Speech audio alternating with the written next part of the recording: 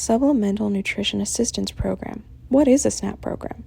The main goal of SNAP was to reduce hunger and food insecurity for low-income families in America. There are studies that have shown SNAP reduces food insecurity in many households. Families receive benefits that are loaded onto an EBT card. This card is reloaded and is like a debit card for benefits. There are different versions of the SNAP program, such as WIC and the school lunch program. WIC is specifically for mothers and young children, and the school lunch program provides free lunch for children that qualify for the program. Eligibility for SNAP. In order to get SNAP benefits, one must meet certain requirements. These requirements are largely based on state-to-state rules and as well as monthly income and household size. Guidelines can change depending on the type of household and the disabilities within the household. One must complete an application to determine if they qualify for benefits, which will also determine the amount of benefits they receive. In the application, one must provide a numerous amount of information, such as proof of identity, income, and deductible expenses. Applicants must reapply typically every 6 to 12 months. Older adults and disabled people must reapply every 12 to 24 months. This graph shows, on average, the maximum benefits of each household depending on the number of people in the house.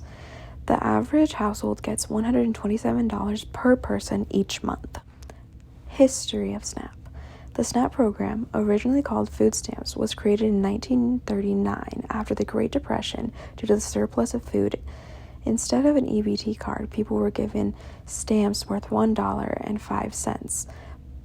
But in 1943, the food stamp program was terminated due to the unavailability of food surplus.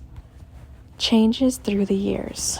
There have been many changes throughout the original creation of the SNAP program. In 1996, JFK brought the program back.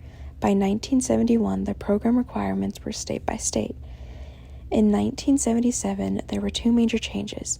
People benefiting from SNAP no longer had purchase requirements, and previously free portions of the program were given as coupons. In 1996, the Welfare Reform Act was passed, which caused many changes in the program, including states had larger administration control, no more benefits for non-citizens, limited eligibility for able-bodied people without children, and the EBT card system was in place. In 2009, an increase in TNF caused an increase in SNAP benefits. COVID did something similar, as the pandemic caused for an increase in benefits, as well as a different EBT card that specified it was for pandemic relief SNAP benefits. Where does SNAP come from? USDA Food and Nutrition Services are the agency that covers the SNAP benefit programs. Like many benefits, the money for the SNAP program comes from the federal government, which is the main reason why there are so many guidelines and income requirements for these benefits. Ethics of SNAP. Social workers' primary goal is to help people in need and address social problems. Social workers challenge social injustice are both principles in the Code of Ethics for social workers, and they are relevant in the SNAP program. The first principle goes hand in hand with the program as it helps less fortunate families that are in need of assistance. The second principle is very important as it ensures that if there is any injustice in the SNAP program, social workers will be the ones to stand up and try to make a change. My interest in SNAP. The SNAP program was unbelievably impactful for families across the nation. My main interest in SNAP comes from my personal experience with it and how much it helped me and my family when we were struggling throughout my childhood. There was always a comfort in it, not only for me, but my mother and siblings as well. If we had nothing else, we always had food available for us. It was also very interesting to explore the impact the SNAP program has on the economy, as it helps the economy greatly, yet a lot of the time, government benefits are viewed in a bad light. The SNAP program is a great way to help the economy.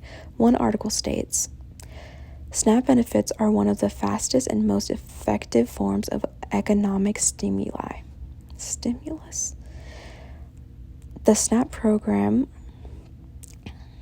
benefits are one of the fastest, most effective forms of economic stimulus because they give money into the economy quickly during a recession.